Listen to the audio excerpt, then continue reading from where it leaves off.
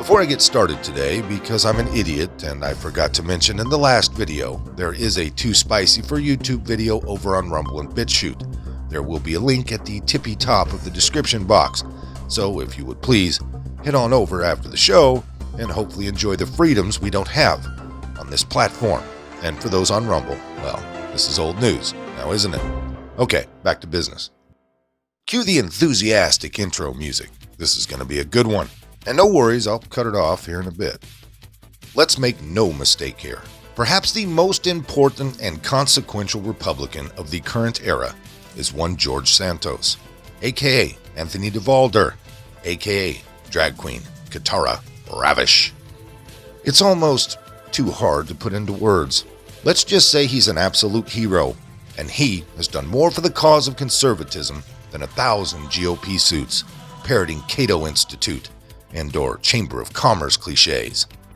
I mean, sure, he has a track record of shocking scams, scores, and shenanigans that would make a lesser man, assuming that's how he's identifying this week, blush. But no, not George. Perhaps the greatest politician to bear that first name since the father of our country. Nope, in spite of his controversies and very creative resume, to say the least, he ran for a Democrat-leaning seat and he won. His vision and perseverance, let's say, and his refusal to take no, or that's a violation of federal law, for an answer, won us an extra House seat. So yeah, George Santos, aka Katara Ravish, is now 20% of the Republican majority. Take that in. Yeah, buddy. All right, enough. Let's get back to our normal background music before I go do some 80s jazzercise in my tighty-whities. Okay, yeah, that's much better. What really makes this even sweeter is that he, or whatever, was running in the pompous, failing New York Times backyard, and the tacky tabloid never figured out that this guy was a one-man crime spree. This guy fooled them all. Way to go, George, if that is your real name, which it probably is not. Naturally, the Democrats are in a hair-on-fire fit over the recent revelations about his, let's say, unusual past. Aided by the regime media, they are demanding that he resign his seat, which means a special election and a likely replacement by some psycho woke communist.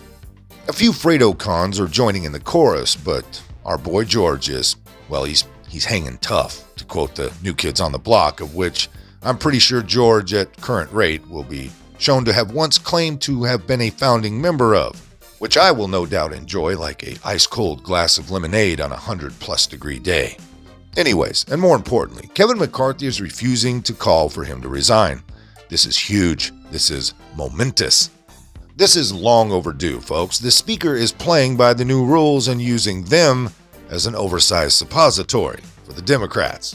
The old rules were pretty clear and straightforward. As a politician, you were pretty much expected to be a dishonest, greedy asshole, always really looking out for yourself.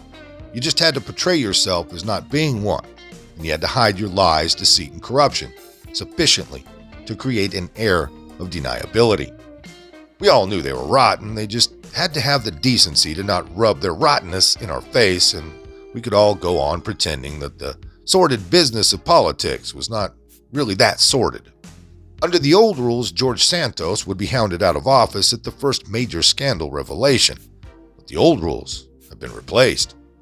See, the old rules would have required the Democrats to police their own at the cost of a short-term political loss, though not much of one, since their most vivid villains come from deep blue states that happily re-elect their own bad guys.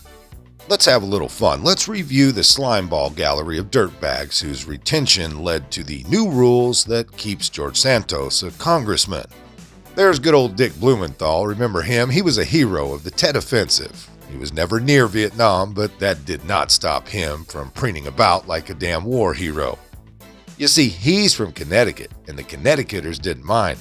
So back to the Senate goes Mr. Stolen Valor.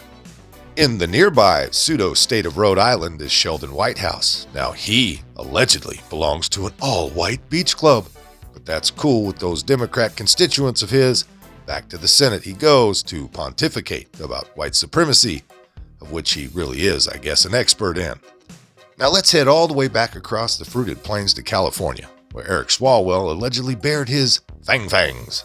Now he's still in Congress, though not on the Intelligence Committee anymore, as we've talked about. California Senator Feinstein had a Chinese spy as a driver for 2+ decades, but she can plead lack of intent on account of the fact that she is totally senile, and technically older than dirt. It's actually kind of sad, if you really think about it. Now heading on back, let's shoot up north a ways and stop in Minnesota to attend Ilhan Omar's combined wedding anniversary and family reunion. Then on to New Jersey to visit Senator Robert Menendez. You don't even want to know what that guy is into. Though the feds, they keep trying. Not very hard, but they keep trying. And then back up north again to say how to Senate squaw Elizabeth Warren. Actually, for Massachusetts, re-electing a fake Indian is nothing. For decades, they re-elected Ted Kennedy, and that guy killed a chick. So please, tell us more about how George Santos is diminishing the awesome credibility of our Congress. Enlighten us on why this petty swindler and idiosyncratic LGBTQA+ trendsetter, who hilariously one accusation is that he is faking being gay, anyways, is unfit to sit amongst the rest of the perverts, con artists, and fabulists in Congress. I mean, frankly, the addition of George Santos to the 534 other legislators probably raises their average decency. The continued presence of George Santos, I hope he serves every single day of his term, and I am not ruling out strongly endorsing him for re-election. Anyways, the continued presence of George Santos is a welcome and refreshing repudiation of the Democrats' use of cheesy double standards to screw over the GOP. You have to repudiate him, they cry. Nah, this guy's a sure GOP vote. You think he's going to go off the reservation and vote against the GOP that's backing him? Ha! If Kevin McCarthy asked him to come help move his apartment, George is so in debt, he'll be there with sandwiches. His goofy ass will probably show up outfitted in one of those big old black back braces, complete with suspenders.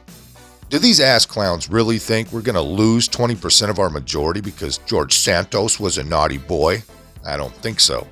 George Santos is a potential middle finger in the face of our enemies, a similar quality to Donald Trump and why I cherish this man so.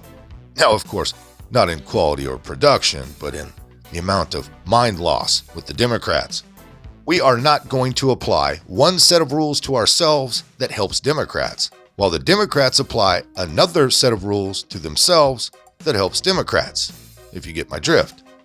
In closing, the age of sap Republicans is over, and if you want to go back to the old rules, we'll know it when we see Blumenthal doing the duffel bag drag and Elizabeth Warren walking off into the sunset, down the trail of tears, so to speak.